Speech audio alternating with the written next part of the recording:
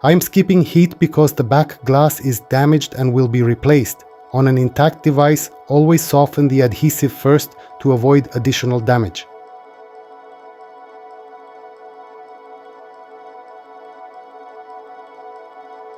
Remove the 5 Phillips screws securing the mainboard shield bracket.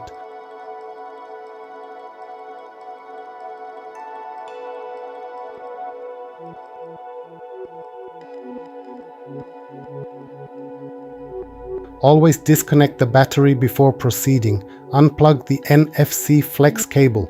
The NFC coil is secured to the shield bracket. Remove the 5 screws securing the lower module.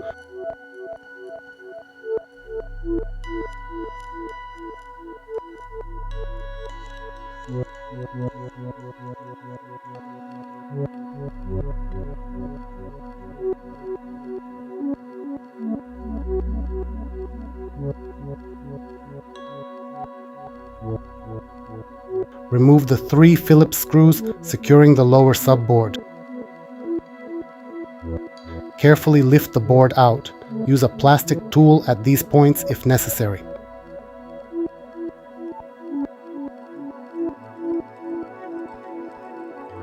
Remove the screws securing the upper plastic shield, then lift it out. I tried using the electric screwdriver, not a fan. Back to manual.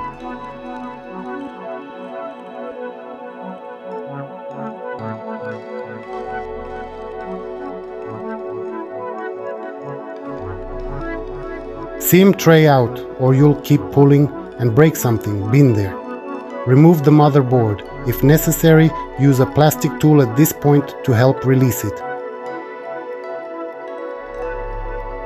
There's a yellow insulating film under the SIM slot area on the original frame. The new frame doesn't have it. Since Samsung installed it on the original one, we'll transfer it, along with the vibration motor. Battery removal should be done with heat and isopropyl alcohol. This is my personal device, so I handled it my way. Not recommended for customer repairs. Reassembly is done in reverse order. The original display is extremely expensive, so I gave this phone a second life with a €38 Chinese display, frame and back glass. It still has decent specs and deserves another chance. I'll post updates after 1 week, 1 month and 3 months of use.